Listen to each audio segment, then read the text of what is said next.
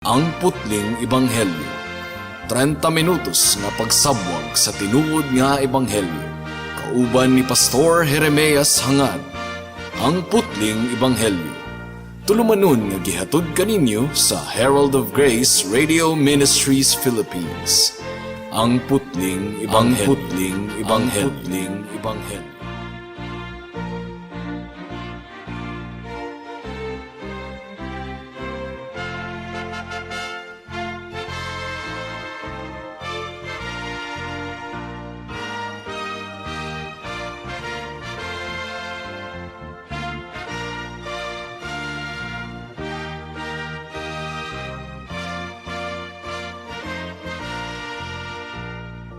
Iniya nata karon sa pagtuon mahitungod sa iglesia sa atong Ginoong Hesukristo.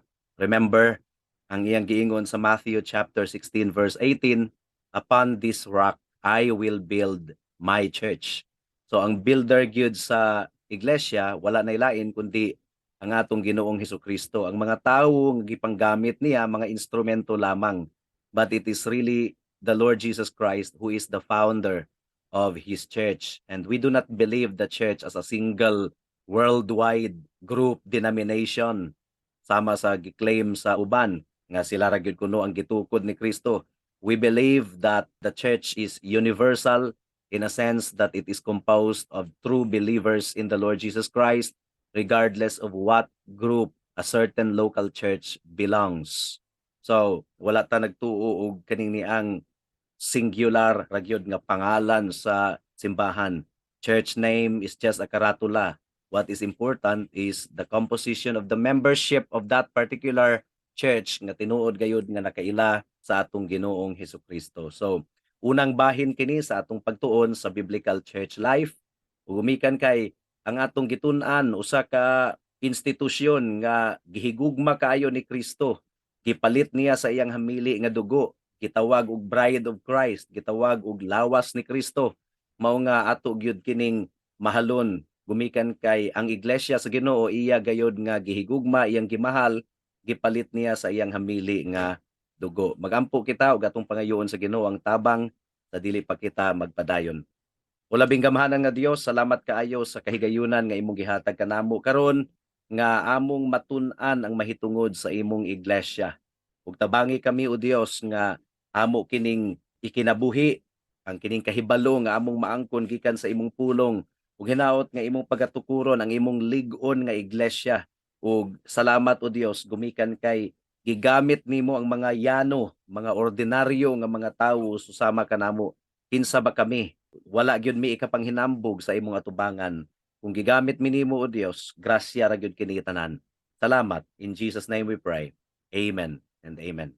Okay, so we study at this moment the biblical church life ug ang tumong sa atong pagtuon mao nga aron ipasabot ang konsepto sa bag-ong tugon mahitungod sa kinabuhi sa sulod sa iglesia ug ipakita ang pagkamahinungdano niini alang sa tanang tinuod nga Kristohanon. So nabahin kini sa duha ang atong tumong sa pagtuon no. Una, ang konsepto sa bag-ong tugon mahitungod sa iglesia atong tun-an gayod. Unsa gayod ang gitudlo sa bag-ong tugon mahitungod sa iglesia, how is it organized? And then atong ipakita nga ang church membership, ang paghimong kabahin sa usa ka iglesia, dili kini optional mga kaigsuonan. Dili kini optional. Ang giingon sa Ginoo, upon this rock I will build my church. So, if you are in Christ and you do not want to be part of His church, questionable yun kayo na mga kaigsuunan. Kay kung dunay usa ka grupo or usa ka pamilya or usa ka organisasyon nga si Kristo mismo ang nagtukod, iglesia na na. Ug kung muangkon ka nga kabahin ka ni Kristo, kunya dili ka mahimong kabahin sa iglesia, dili nimo buot nga mahimong kabahin sa iglesia, questionable gayud kung tinuod ba gayud nimong nailhan ang atong Ginoong Hesukristo. Kay ang atong Ginoong Hesukristo iyag yung gihatagan og dako kaayong bili ang iyang lawas. Gitawag niya kini og bride of Christ. Gitawag kini og body of Christ. If you belong to Christ, you want to become part of His church. Giluwas kita ni Kristo aron idugang sa iyang panimalay, aron idugang sa iyang iglesia, ug ato kining konsultahon ang mga bersikulo sa Biblia mahitungod niini. So, ang tumong sa atong pagtuon aron ipasabot ang konsepto sa bagong tugon mahitungod sa kinabuhi sa sulod sa iglesia ug ipakita ang pagkamahinungdanon niini alang sa tanang tinuod nga mga Kristohanon. And by the way, gigamit nato ang pulo nga iglesia pero dili kita tumong niini sa INC, sa iglesia, sa grupo ni Manalo. That's not what we are talking about. Iglesia comes from the Greek word ekklesia. Ang but pasabot ni ining ek, out of. Ang kaleo, but pasabot, called, gitawag. So ang iglesia taken together, it means called out of the world. Out of the world. So mo ka na ang but pasabot sa iglesia. Dili ang katungtuang gitukod ni adtong 1914 diri sa Pilipinas, unya ilang gamit ang pulong nga iglesia. Now, ang New Testament Biblical Church ang atong gihisgutan niini, dili ang iglesia nga natukod diri sa Pilipinas ni adtong 1914. Ang kinabuhi sulod sa komunidad, usa na kini ka mahinungdanong bahin sa tanang katawhan. Doon na kitay saying nga no man is an island. Kay tinuod baya, no man is an island, dili pwede ang usa ka tawo nga magkinabuhi nga nag-inusara sa tibuok niyang kinabuhi. That is impossible. Ang kinabuhi sulod sa usa ka komunidad kabahin sa kinabuhi sa tawo. And that is the reason kung nganong kabahin kita sa atong mga purok activities sa atong barangay. That is the reason also nga kabahin kita sa kahugpungan, mga organizations. Kung kini nga mga kahugpungan sa katilingban niining kalibutan na importante sa atong kinabuhi, homeowners association, bisag neighborhood association, hingsamot na ang kahugpungan sa mga nakaila sa Ginoo. Sa susamang paagi, adunay gitukod nga komunidad ang Dios alang sa mga Kristohanon. Ug mahinungdanong focus kini sa plano sa Ginoo. Kung atong tun-an ang plano sa Ginoo sa Biblia, ang focus gayod sa iyang plano nga tigumon niya ang iyang mga katawhan nga linuwas, nga iyang giluwas, tigumon niya sa usa ka iglesia, ang iglesia sa bag-ong tugon. Tigumon niya sa usa ka community. Mao kini ang mahinungdanong focus sa plano sa Ginoo kung atong tun-an ang balaang kasulatan. So we are called out of the world, called out, asa man kita niya ibutang. Gibutang kita niya diha sa iyang panimalay, diha sa iyang komunidad. So, atong pagatun-an karon ang pipila ka patukuranan sa Biblia, mga bersikulo. Ang giingon diri sa Efeso kapitulo 3 bersikulo 10, ang giingon dinhi, aron pinaagi sa simbahan or iglesia. O take note ha, atong tanawon. Ang giingon diri, aron pinaagi sa iglesia or aron pinaagi sa simbahan, masayran karon sa mga pangulo ug kagamhanan sa kalangitan ang kaalam sa Dios nga may nagkalain-laing pamaagi. Unsaon kuno nga maproklamar nato sa tibuok kalibutan apil na sa mga pangulo sa kagamhanan sa kalangitan. This is talking about the spirit world. Sa unsang paagi mantala ang kaalam sa Dios?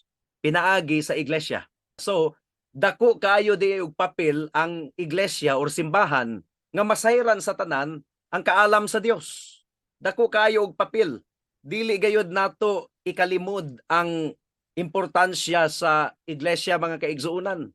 Ang iglesia di ay mo'y gitahasan sa Ginoo aron mamantala ang iyang kaalam. Sa nato na pagsabuto, aron pinaagi sa simbahan, masayran karon sa mga pangulo ug kagamhanan sa kalangitan ang kaalam sa Dios nga may nagkalain-laing pamaagi. So the church has a very important role in the proclamation of the glory of God. Ephesians 3:21. Ang giingon din hiyo, pagahimayaon siya diha sa iglesia ug diha kang Kristo Jesus ngadto sa tanang kaliwatan hangtod sa kahangturan. Pagahimayaon siya diha sa iglesia. But pasabot ang himaya sa Ginoo iyang gibubo ug iyang gigahin alang sa iglesia. So kung gawas ka sa iglesia sa Ginoo, kung dili ka mo involved sa Church of Christ, niya mo claim ka nga Christian ka, contradiction na. Kaya ang tinuod nga Kristohanon, iyang gihatagan o kasing-kasing nga mahimong kabahin sa iyang iglesia. Ang himaya sa Ginoo, iyang ginabubo sa iyang iglesia. Busa, mahalo nato ang iglesia, mahalo nato ang lawas sa atong Ginoo. Mahalo nato ang panimalay nga gitukod mismo sa atong Ginoong Hesukristo ibabaw sa dakong bato. Ug ang bato ha dili si Pedro, ang bato si Kristo mao ang bato. Si Kristo mao ang bato. Ang kamatuuran nga nagagikan sa atong Ginoong Hesukristo mao ang bato. Dili ang tawo, mga kaigsuonan, ang bato. Peter comes from the Greek word Petros, but pasabot gamay nga bato. Pwedeng ibalibag, pwedeng ilabay, pwedeng ipalantig. Pero ang Petra, upon this rock I will build my church. Petra ang gigamit nga word. But pasabot ni ining Petra usa ka dako kayong bato nga bungtod kadako nga di gyud siya masibog. And that does not describe Peter. Si Peter gani iyang gilimod ang atong Ginoong Hesukristo katulo ka higayon. Yo dali ra siya kaayo mo react, dali ra kaayo siya mo bungat og mga saad nga dili niya mahimong barugan. Gitawag pa man gani siya ni Kristo og Satanas. So the church is not built upon Peter. Ngabot pasabot small stone nga paling-paling. Ang iglesia gitukod ibabaw sa dakong bato ug ang bato ang atong Ginoong Hesukristo. And they cannot argue nga ang Cephas kuno sa Aramaic language is but pasabot Cephas and Peter synonym. Dili ang Aramaic language ang gigamit sa Ginoo sa pagsulat sa Bagong Tugon, ang Greek language. So ang Greek language mo atong basihan, mga kaigsunan. Dili ang Aramaic, dili ang Latin. So, ang himaya sa Dios gitipigan sulod sa iglesia. Klaro kay na sa mga teksto nga atong gibasa sa Efeso. Ang himaya sa Dios gitipigan sulod sa iglesia ug ang iglesia mao ang adunay katungdanan nga imantala ang himaya sa Dios. Dili mamantala ang himaya sa Dios sa laing pamaagi. Doon na pa ba'y organisasyon diri sa kalibutan nga magmantala sa himaya sa Dios? Wala na. Unsa man, kooperatiba, Kiwanis Club, Rotary Club, Lions Club, mumantala ba na sila sa kahimayaan sa Dios? No. Wala na gyud. Ang iglesia ra gyud ang gidisenyo sa Ginoo, ang iyang gitukod nga mumantala sa iyang kaalam, sa iyang grasya sa kaluwasan. Mao nga usa ka dako kayong pribilehiyo ug kalipay kanato nga mahimong kabahin sa iglesia. Atong mahalon ang iglesia sa Ginoo, atong mahalon ang buluhaton sa Ginoo. So ang pagtulun-an niini, mga kaigsuonan, ang Kristohanong kinabuhi kinahanglang ikinabuhi sa konteksto sa pagkahinimong kabahin ug kauban sa mga Kristohanon, ang iglesia. There is no such thing as Lone Ranger Christian or individual soldier fighting in the battle. Now, ang mga sundalo sa Ginoo kinahanglan gayud nga kauban, magkauban tanan, magkahiusa, magkahugpong isip panimalay sa Ginoo. So ang Kristohanong kinabuhi kinahanglang ikinabuhi sa konteksto sa pagkahinimong kabahin o kauban sa mga Kristohanon, ang iglesia. Walay Lone Ranger Christian. Dili pwedeng dunay secret Christian. There is no such thing as secret Christian. Nganong secret Christian nga ang giingon sa Ginoo, mga asin og kahayag kita sa kalibutan, na day asin nga sekreto, na day kahayag nga sekreto.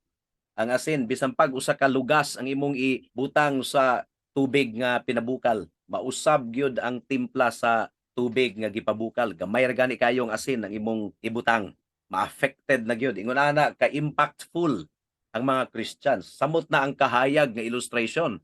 Kamo ang kahayag sa kalibutan, abaday kahayag nga sekreto. Ang kahayag sa kalibutang mangitngit magsidlak gayud kana ug tan-awon gayud kana sa mga katawhan. Mao nga ang atong kahayag atong pasigaon ug ang atong kaparat atong ipabati sa mga katawhan. Okay? Dugang pang mga patukuranan sa Biblia. Philippians 1:27. Ang giingon dinhi karon ang mahinungdanon mao nga magkinabuhi kamo sumala sa ebanghelyo ni Kristo. Aron bisag dili ako makaanha kaninyo, madungog ko nga nagpabilin kamo nga lig-on diha sa usa ka katuyuan ug naghiusa kamo sa pagpalambo sa pagtuo diha sa ebanghelyo. Naghiusa kamo, ang but pasabot panimalay kini, dili individual. There is no such thing as individual soldier. Mga sundalo mangani sa atong gobyerno, dunay platoon, dunay company. There's no such thing as individual soldier. So magkahiusa kamo sa pagpalambo sa pagtuo diha sa ebanghelyo. And this does not refer to an individual person, but to a group, to a family. Okay? Ephesians chapter 4, verse 3 to 5. Ang giingon din paningkamuti aron mutunhay ang inyong panaghiusa nga hinatag sa espiritu diha sa panagdait nga nagbugkos kaninyo. May usa lamang kalawas ug usa ka espiritu ingon nga may usa lamang kapaglaom ug alang niini gitawag kamo sa Dios. May usa lamang ka Ginoo, usa ka pagtuo ug usa ka bunyag. One baptism. So, mo kini ang iglesia nga nahauyon sa plano sa atong buhi nga Dios. This is what the New Testament teaches about a good church. Usa ka maayong iglesia nga nagkahiusa sa pagmantala sa himaya sa Ginoo, nagkahiusa sa pagbayaw sa atong buhi nga Dios. Unsa ang biblikal nga iglesia? Ang kasagarang mahitabo kung madunggan sa mga tawo ang pangutana nga unsa ang tinuod nga iglesia, mahuna-hunaan dayon nila ang nagkalain-laing mga denominasyon. Example, Romano Katoliko, Methodist, mga kulto nga grupo ug uban pa. Mo dayon kana ang musangpot sa ilang hunahuna. Grupo, karatula, dili kini mao ang idea sa bag-ong tugon mahitungod sa iglesia. Ang iglesia mao ang lokal nga panagtigom nga nakabaton sa mga elemento sa usa ka iglesia sumala sa gipadayag sa Biblia. So, kung atong tun-an ang mga elemento niini nga panagtigom, mga elemento sumala sa gitudlo sa Biblia mahitungod sa iglesia. So ang pangutana, unsa man kini nga mga elemento? What are the elements of a biblical church? Kinahanglang masayra nato kini nga mga elemento because we do not want our church to be unbiblical. Dili ta buot nga ang atong iglesia dili biblical. We want to become a biblical church. So, we have to study the elements according to the scriptures concerning a biblical church. Una nga elemento is membership, mga miyembro. Kinsa ang dawaton nga miyembro sa iglesia? Sa Romano Katoliko, mga kaigsuunan, kung gipakatawo ka sa mga ginikanan nga mga Romano Katoliko ug kung mabunyagan ka na, ang tawag nila ni ana nga ritual christening, member na kuno ka sa church. So muna ang pamaagi sa membership sa Romano Katoliko. Anak ka sa Romano Katoliko nga mga ginikanan, unya nabunyagan na ka, na-christened na ka. So automatic, Kristohano na kunuhay ka. Membro na ka sa iglesia. Mga ang kanang ilang mga cake, welcome to the Christian world. Ang bunyag ang makapakristohanon sa usa ka tawo, ang pagwisik-wisik og tubig mao ang makapakristohanon sa tawo. That's not what the Bible teaches. Mahimong kristohanon ang tawo kung siya maghinulsol sa iyang sala ug mutuo lamang kang Kristo ingon nga iyang Dios ug manluluwas. Dili ka na mahimo sa usa ka puya nga bata. Now, kasagaran nga mga simbahan, okay? Kasagaran nga mga simbahan unsa may pamaagi nila sa church membership? Kung dugay ka nang nagatambong sa pagsimba, pagaisipo na ikaw nga miyembro. So gi-assume na ka. Gi-assume na ka nga miyembro gumikan kay dugay na kang nagasimba sa simbahan, dugay na kang nagatambong. So assumed na nga member. Dili ka na mao ang pamaagi sa Biblia. Do na rabay upat ka tuig nang nagatambong sa among simbahan. Pero after 4 years, among gi-interview kay naka-decide na nga magpa-member. Among gi-interview kung nasabtan ba gyud niya ang kaluwasan, wala gyud niya masabti ang kaluwasan. Migawas sa interview nga salvation by good works gihapon. Nga salvation pinaagi sa kaugalingong pagkabuutan. So, upat na katuig ha nga nagasimba, di gyud ta maka-assume nga bisan pagdugay na siyang nagasimba, tinuod siya nga nakasabot sa ebanghelyo sa kaluwasan. Kinahanglan gyud nga ato siyang interviewon, atong kaluton kung unsa gayod ang pagsabot niya sa ebanghelyo, sa good news, mga kaigsunan. Unsa ang biblical nga iglesia? Unang Korinto kapitulo 1 bersikulo 2. Ang giingon dinhi, alang sa iglesia sa Dios diha sa Korinto, sa tanan nga gitawag aron mahimong balaang katawhan sa Dios, nga naiya diha sa ilang pagkahiusa kang Kristo Jesus. So ang requirement day sa church membership, nga usa ka tawo nahiusa kang Kristo Jesus. Dili pinaagi sa pagwisik-wisik sa tubig sa bendisyon ha sa bunyag. No, dili. Uban sa tanang tawo sa tanang dapit nga nagasangpit sa ngalan sa atong Ginoong Hesukristo, nga ilang Ginoo ug ato usab. Nagasangpit, but pasabot nagatuo. Dili lagi na mabuhat sa usa ka bata nga puya. Musangpit ba day ang bata nga puya sa atong Ginoo? Naghinulsol ba day siya og nagdangup sa atong Ginoo alang sa iyang kaluwasan? Wala gayud. Dili gayud mabuhat ka na sa puya, so dili ka na mo ipamaagi sa church membership. Ang punto niini mga kaigsuunan, sumala sa unang Korinto kapitulo 1 bersikulo 2, tanang mga miyembro adunay susamang pagpahayag ug pagpasakop sa pagkadiyos ni Kristo ug nakasinati sa kaluwasan. O atong utrohon og basa alang sa iglesia sa Dios diha sa Korinto, sa tanan nga gitawag aron mahimong balaang katawhan sa Dios nga naiya diha sa ilang pagkahiusa kang Kristo Jesus. Uban sa tanang tawo sa tanang dapit nga nagsangpit sa ngalan sa atong Ginoong Hesukristo nga ilang Ginoo ug ato usab. So ang doktrina niini mga kaigsuunan, ang mga natawo lamang pag-usab, ang mga na-born again lamang, ang mga natawo lamang pag-usab mao ang pagadawaton nga miyembro. Mupasakop ang usa ka tawo sa iglesia dili aron mahimong Kristohanon kundili tungod kay nakabig na siya diha kang Kristo, naluwas na ug dayag sa iyang kinabuhi ang ebidensya sa kaluwasan. So dili di ta magpa-member sa church para mahimong Kristohanon para maluwas. Gidawat kita ingon nga miyembro sa iglesia gumikan kay Kristohano na ta, gumikan kay luwas na ta, gumikan kay nailhan na nato ang atong Ginoong Hesukristo. So ang hagit niini mga kaigsuunan, mao ba kini ang paglarawan sa atong iglesia? Kung nakabig na ikaw diha kang Kristo, nakita mo ba ang importansya sa church membership? Again, kung atong hinumduman ang grupo nga atong gigikanan, dili ingon ini ang pamaagi sa church membership. Gi-assume na nga member ka, ipa-confirmation class na lang, gumikan kay natawo ka ni ana nga grupo, murag gi-assume na lang, so i-confirm na lang. No, kinahanglan gayud nga mag-evangelize ta kanunay kung natun-an ninyo ang pamaagi nato sa pagwali sa pulong sa Ginoo, do na gyud tay evangelism, evangelistic application nga gidugang. Gumikan kay dili kita maka-assume nga ang atong mga anak porke nagtubo sila sa buluhaton, Kristohano na sila automatic. No, they have to be given evangelistic challenge, including our visitors also. Ang iglesia nga kanunay nag-evangelize, bisan pa sa ordinaryo nga pagpangwali, mutubo gayud kana nga iglesia. An evangelistic church is a growing church. Ato kanang hinumduman mga kaigsunan. Paagi sa pagdawat sa mga miyembro, atong tun-an ang paagi. Giunsa pagdawat sa church didto sa Jerusalem kang Pablo, ingon nga miyembro. Remember si Pablo manglulutos sa iglesia, nakabig siya. Gusto niyang magpamimbro sa church dito sa Jerusalem. Gusto niyang mahimong kabahin dito. Gidawat ba siya automatic? Wala gyud siya gidawat automatic. Atong basahon.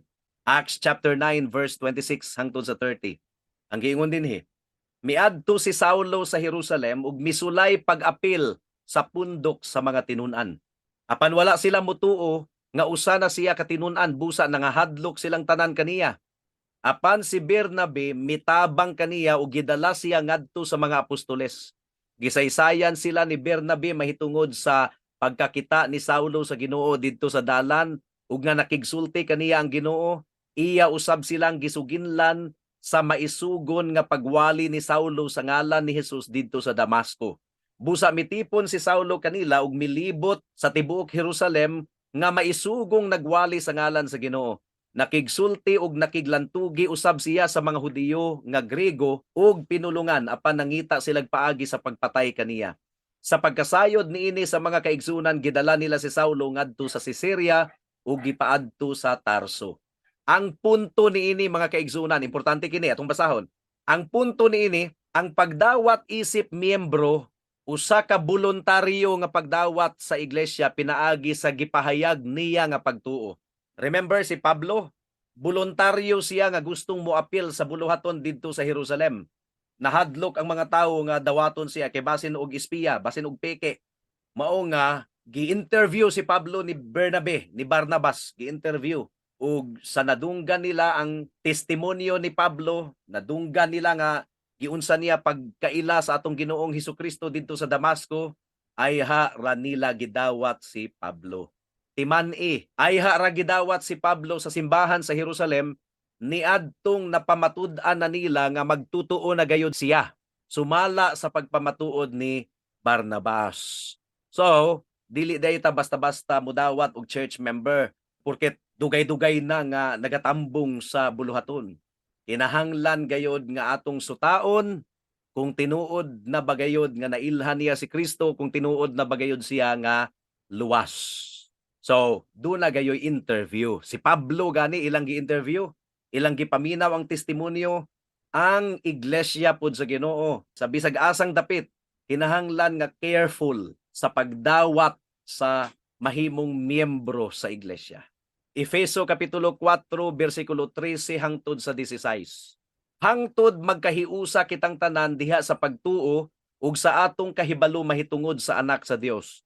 Unya mahingkod kita sama sa kahingkod ni Kristo. Dili na unya kita sama sa mga bata nga maanod-anod sa mga balod ug mapadpad ngadto nganhi sa nagbalibali nga hangin sa pagtulunan sa malimbungong mga tawo nga magpasalaag sa uban pinaagi sa mga tanghaga nga ilang binuhat.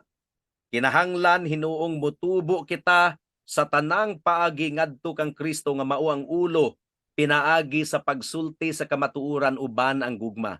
Diha kang Kristo magkahaom ang tanang mga bahin sa lawas ug magkadugtong ang tibuok lawas pinaagi sa tagsa-tagsa kalutahan niini. Busa kun mulihok ang tagsa-tagsa kabahin sumala sa katungdanan niini, ang tibuok lawas mutubo ug mulig-on sa iyang kaugalingon pinaagi sa gugma. Mao kini ang biblical church life.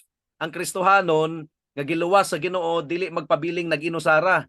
Kinahanglan gayod nga idugang siya sa lawas ni Kristo. So atong hatagan og importansya ang iglesia dili kini optional. Dili kini optional. Una nga sa matag panagtigom nato kada Domingo mga kaigsuonan, kada Sabado or unsa pang mga assigned day nga magtigom kita bisan pa sa prayer meeting every Thursday. Kinahanglan gayud nga atong atindiran kana. Dili ta mo absent, dili ta absinos. Gumikan kay ang kabubuton gayud sa Ginoo nga mutubo kita nga magkadungan together. Di ba? Magkahiusa kita. Ang tibuok lawas mutubo ug mulig-on sa iyang kaugalingon pinaagi sa gugma. So, ang Hebrews chapter 10 verse 23 to 25, ang usa ka Kristohanon nga gipasagdahan ang church attendance. Now you see, now you don't. Questionably gyud na kay sa nga tanan kay ang disenyo gayud sa Ginoo sumala sa Hebrews 10:23 to 25. Ang giingon din hiyo, magpabilin kitang malig-on sa paglaom nga atong gihuptan kay makasalig man kita sa Dios nga tumanon gayud niya ang iyang saad. Magdinasigay kita sa pagpakita sa gugma ug sa pagbuhat sa maayo. Dili nato undangon ang batasan sa panagtigom sama sa gibuhat sa uban. Dili kuno nato undangon ang batasan sa panagtigom sama sa gibuhat na sa uban. So bisan pa sa una problema na di ay. Na di ay uban nga nahimo nilang batasan nga absinot sa panagtigom. Dili nato undangon ang batasan sa panagtigom sama sa gibuhat sa uban makaguol kayo hunahunahon. Hinuon magdinasigay kita, ang sumpay sa verse 25. Hinuon magdinasigay kita labi na kay nasayod kamo nga hapit na moabot ang adlaw sa pagbalik sa Ginoo. So mo kana ang gipadayag sa pulong sa Ginoo. Timan-i, mahinungdanon ang ministeryo sa pagtudlo. Saon pagtubo sa mga miyembro sa iglesia kung gipasagdahan ang ministeryo sa pagtudlo. Mugani nga ang nanguna sa iglesia kinahanglan gayon nga magkugi sa pagtudlo. Di ba? Ang pastor kinahanglan makugihon gayud sa pagtudlo. Kinahanglan dili magpaimportansya. Kinahanglan ang pastor mo initiate gayud nga mutudlo, nga mupakaon sa kalag sa mga katawhan. Mahinungdanon ang ministeryo sa pagtudlo pagdinasigay sa usag-usa aron malig-on ang iglesia. So mao kini ang doktrina no, voluntaryo o covenanted membership. Kay ang church membership kasal ka na, gikasal ka sa lawas ni Kristo. Nabada ikasal nga, gikasal ka nga absent-absinan nimo ang panagtigom sa lawas ni Kristo. Voluntaryo o covenanted membership. Ang pagpasakop sa iglesia usa ka gawasnon nga desisyon, walay namugos nato. Apan ko nadawat na isip miyembro adunay tulubagon ang mga miyembro nga magpabilin sa common nga doktrina, ug kumitado sa mga Kristohanong responsibilidad. So, ang hagit niini mga kaigsuunan, huna-hunaa gayud pag-ayo ang pagpamiyembro sa iglesia. Usa kini kalakang sa pagsunod sa tanang nakailakang Kristo, dili kini optional. Higugmao nato ang iglesia, ang lawas ni Kristo, dili nato pasagdahan. Diri natapos ang atong pagtuon niining taknaa sa unang bahin mahitungod sa biblical church life. Alang sa dugang nga mga pangutana, mahimong mo text kang Pastor Jeremias Hangad sa 0935 744 3030.